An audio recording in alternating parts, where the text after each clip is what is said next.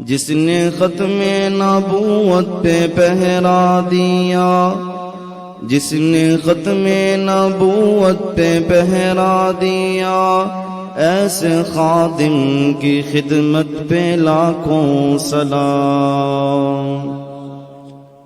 حمد و ثنا کے بعد نہایت واجب الاحترام عزیزان من، السلام علیکم ورحمۃ اللہ۔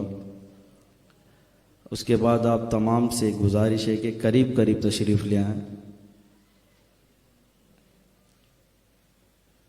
ہم سے پہلے ایک علامہ صاحب ایک بات بہت پیاری بول کر گئے کہ ایک وہ چیز جو ہم سب کے پاس موجود ہے لیکن ہم اس چیز کو اپنے اندر نہیں ڈھونڈ رہے، ہم دوسروں کے اندر ڈھونڈ رہے۔ تو اس پر ایک چھوٹا سا واقعہ آپ کو سناتا ہوں اور اس کے بعد انشاءاللہ خلیفہ بلا فصل کا ذکر کریں گے۔ کہتے ہیں کہ ایک شخص کے پاس ایک کوئی قیمتی ہیرا تھا اور بڑے بڑے چوروں نے کوشش کی کہ یہ ہیرا اس سے ہم چرا لیں، لیکن بڑے بڑے چوروں کی بڑی بڑی مشقتوں اور محنتوں کرنے کے باوجود بھی وہ ہیرا اس سے چرا نہیں سکے۔ چار دوست تھے بیٹھے ہوئے، ایک کہنے لگا کہ میں اس شخص سے یہ ہیرا چرا کے دکھاؤں گا۔ انہوں نے کہا کہ آپ اس شخص سے یہ ہیرا چرا ہی نہیں سکتے ہو۔ کہا یہ بہت چالاک اور ہوشیار انسان ہے۔ کہا جیسا بھی ہو میں اس سے یہ ہیرا آپ لوگوں کو چرا کے دکھاؤں گا۔ انہوں نے کہا اگر ایسا ہے تو وہ ہیرا جو تم مجھ سے چراؤ گے وہ بھی تمہارا اور ہم تین مل کر تمہیں کوئی بڑا انعام بھی دیں گے۔ تو اس نے جب یہ بات طے ہوئی وہ چل پڑا اس شخص کے پیچھے۔ جب وہ گیا پہنچا تو وہ بزرگ تھے، وہ کہیں سفر کے لیے نکل رہے تھے۔ کہنے لگے کہ آپ سے ملنے آئے تھے۔ کہا میں تو سفر کے لیے جا رہا ہوں، یعنی یہاں سے سکھر کے لیے جا رہا ہوں۔ انہوں نے کہا میں نے بھی سکھر جانا ہے، کیوں نہ ہم دونوں ایک ساتھ سفر کریں۔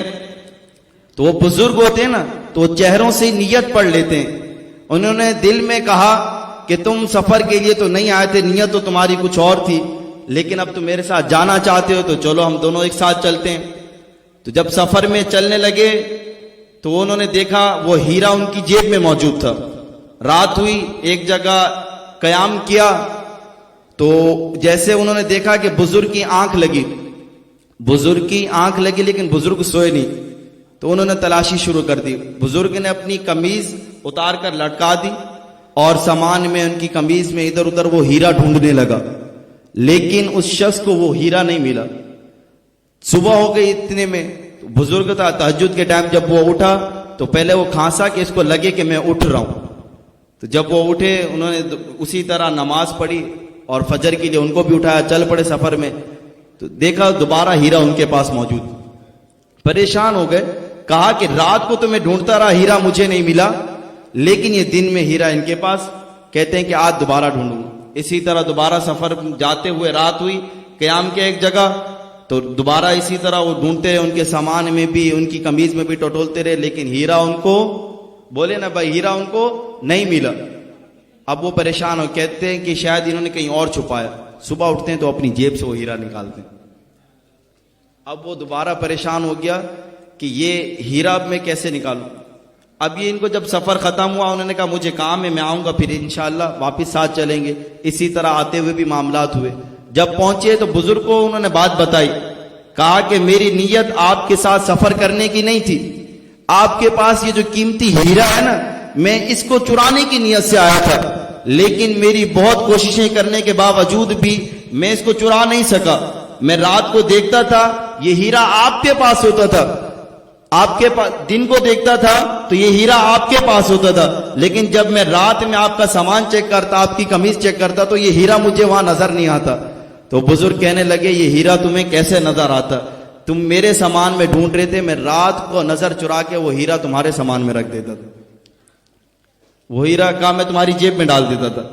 تو کہا کہ جو چیز ہمارے اندر وہ ہیرا ہمارے پاس ہی ہے، وہ ہیرا ہمارے پاس موجود ہے، ہم اس کو اپنے اندر تلاش نہیں کر رہے، دوسروں کی جگہ ڈھونڈ رہے ہیں۔ تو خدا را وہ کہہ کر گئے کہ اس وقت روحانی محفلوں میں جانے کی بہت اشد ضرورت ہے، اور علماء دین، علماء اہل سنت کا دامن تھامنے کا وقت ہے کہ ہمیشہ آپ علماء سے جڑے رہیں. اور خلیفہ بلا فصل، بولیں بھائی خلیفہ بلا فصل کون ہے؟ ابو بکر. بولیں بھائی خلیفہ بلا فصل کون ہے؟ ابو بکر. حضرت سیدنا ابو بکر صدیق رضی اللہ تعالی عنہ یہ پہلے خلیفہ ہیں اور یہ پہلے صحابی رسول ہیں. یہ روحانی بھی پہلے خلیفہ ہیں اور سیاسی بھی پہلے خلیفہ ہیں. حضرت سیدنا ابو بکر صدیق رضی اللہ تعالی عنہ کی صداقت قرآن سے بھی ثابت ہے، حضور کے فرمان سے بھی ثابت ہے، اور ان کی صحابیت بھی قرآن سے ثابت ہے. ان کی صحابیت کا انکار کرنا یہ کفر ہے. غار یار کی طرف جب ابو بکر صدیق رضی اللہ تعالی عنہ گئے تو پہلے اندر ابو بکر گئے. انہوں نے اپنا امامہ شریف اتارا اور وہ سارے سوراخ بند کیے. ایک جو رہ گیا اس پر اپنی ایڑی رکھی اور حضور علیہ الصلوۃ والسلام کو اندر بلایا. کہنا سبحان اللہ. جب حضور علیہ الصلوۃ والسلام کو انہوں نے اندر بلایا اور روایت میں کہ انہوں نے اپنا جبہ اتار کر ران پہ رکھا اور حضور علیہ الصلوۃ والسلام نے اپنا سر انور حضرت سیدنا صدیق کے اکبر کی گود میں رکھا. اچھا یہاں مسئلہ یہ ہوتا ہے کہ پہلے خلیفہ ابو بکر نہیں. یہ علماء بیٹھے ہیں با کاف را، توجہ ہے نا آپ لوگوں کی. با کاف را یہ عربی زبان میں جہاں بھی آ جائیں معنی پہلا ہوتا ہے، معنی آغاز، معنی ابتدا، معنی شروع، معنی اولیت. اب جو ہے کہ میں خلیفہ بلا فصل نہیں مانتا، میں پہلا خلیفہ نہیں مانتا، کہا کسے؟ کہا ابو بکر کو. اور پگلے جب تو نے ابو بکر کہہ دیا تو پہلا تو نے مان لیا، پھر کیسے کہتے ہو کہ ہم پہلا نہیں مانتے؟ جیسے مثال کے طور پر ہمارے آقا کا نام محمد، بولے نا زور سے بولیں محمد، دوبارہ بولیں محمد. تعریفوں والا. کیسی تعریف؟ کہ اس کے اٹھنے کی بھی تعریف، بیٹھنے کی بھی تعریف، ان کی جلوت کی بھی تعریف، خلوت کی بھی تعریف، ان کے مزاج کی بھی تعریف، ان کی ازواج کی تعریف، ان کے دن کی تعریف، رات کی تعریف، جس کے ہر لحظے ہر گھڑی کی تعریف، اس کو کہتے ہیں محمد. بولو نا بھائی، اس کو کیا کہتے ہیں؟ محمد. تعریفوں والا. اب کوئی سکھ ہے، کوئی کافر ہے، کوئی مجوسی ہے، کوئی ہندو ہے، وہ کہتا ہے میں تعریف نہیں کرتا. میں نے کہا کس کی؟ کہتا ہے محمد کی. میں نے کہا جب تو نے محمد کہہ دیا تو تعریف تو ہو گئی. بولو نا بھائی، تعریف تو ہو گئی. اب کوئی کہتا ہے کہ میں ابو بکر کو پہلا نہیں مانتا، تو ہم پوچھتے ہیں کس کو نہیں مانتے؟ کہا پہلے کو. کیا نہیں مانتے؟ پہلا. جب کہہ بھی رہے ہو پہلا تو پھر پہلا کیسے نہیں مانتے؟ تو ابو بکر پہلا. بولو بھائی ابو بکر، دوبارہ بولو ابو بکر پہلا. ہاں. جب حضرت سیدنا صدیق اکبر رضی اللہ تعالی عنہ نے حضور علیہ الصلوۃ والسلام کو بلایا تو حضور نے اپنا سر انور حضرت سیدنا صدیق اکبر کی گود میں رکھا. تو حضرت ابو بکر حضور کے چہرے کو آہستہ آہستہ دیکھ رہے. کس طرح؟ آہستہ. میں اپنے انداز میں کہوں تو ہولے ہولے. کس طرح دیکھ رہے ہیں؟ حضور علیہ الصلوۃ والسلام کے چہرے انور کی طرف ہولے ہولے دیکھ رہے ہیں اور پڑھ رہے ہیں. میں اگر یوں کہوں نا کہ وہ پڑھ رہے ہیں، کہا کیسے پڑھ رہے ہیں؟ کہ جب وہ رخ مصطفیٰ کو دیکھتے ہیں تو کبھی والضحیٰ پڑھتے ہیں، کبھی والفجر پڑھتے ہیں، کبھی والقمر پڑھتے ہیں، کبھی ما زاغ البصر پڑھتے ہیں، کبھی طٰہٰ پڑھتے ہیں، کبھی یاسین پڑھتے ہیں، کبھی یا ایھا المزمل پڑھتے ہیں، کبھی یا ایھا المدثر پڑھتے ہیں. میں نے کہا صدیق یہ آہستہ آہستہ کیوں، یہ ہولے ہولے کیوں؟ صدیق نے کہا کہ پڑھو قرآن، کہ برتل القرآن ترتیلا. میرے رب نے فرمایا جب بھی قرآن پڑھو ترتیل کے ساتھ پڑھو. سیدنا صدیق اکبر حضور کے چہرے کو آہستہ آہستہ ہولے ہولے دیکھ رہے ہیں اور قرآن پاک کو پڑھ رہے ہیں. اب کہتے ہیں نا کہ حضرت علی رضی اللہ تعالی، میں ان کو بتاؤں ان کی آپس میں کتنی محبت.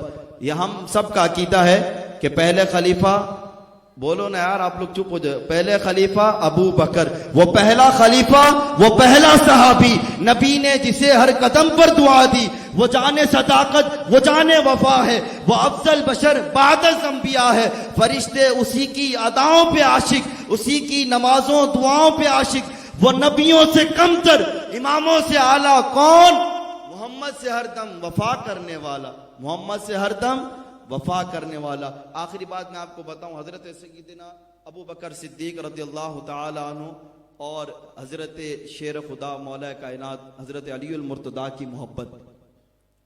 حضرت علی المرتضیٰ کسی بھی شرعی وجہ سے جب حضور کی محفل میں شریک نہیں ہو پاتے تھے تو کوئی صحابی ان کو جا کر بتاتا تھا کہ اے علی آج حضور علیہ الصلوۃ والسلام کی محفل لگی اور حضور نے آج یہ بات ارشاد فرمائی، آج یہ بات ارشاد فرمائی، تو کہتے قسم کھاؤ. جب وہ قسم کھاتے تو اس بات کی وہ تصدیق کر لیتے. تو جب بھی کوئی ایسا معاملہ آتا، کوئی بھی صحابی آ کر کہتا تو اس بات کی تصدیق کرنے کے لیے وہ قسم لیتے تھے. لیکن قربان جائیں ان کی اس ادا پر کہ جب حضرت ابو بکر ان کو کوئی بات بتاتے کہ اے علی آج حضور علیہ الصلوۃ والسلام نے یہ بات ارشاد فرمائی، تو وہ کہتے کہ اے صدیق تو نے سچ کہا. صحابہ نے پوچھا کہ اے علی جب ہم کوئی بات آپ کو بتاتے ہیں کہ حضور نے آج یہ بات ارشاد فرمائی تو آپ ہم سے پہلے قسم لیتے ہیں اور جو صدیق بات کہہ دیتے ہیں آپ اس کی تصدیق کر لیتے ہیں. تو حضرت علی نے فرمایا کہ اے صحابہ میں اس کی بات کی تصدیق کیسے نہ کروں کہ جس کی صداقت قرآن بھی بیان فرما رہا ہے، رسول اللہ کا فرمان بھی بیان فرما رہا ہے. دعا اللہ تعالی ہم ان باتوں پر عمل کی توفیق عطا فرمائے. وآخر دعوانا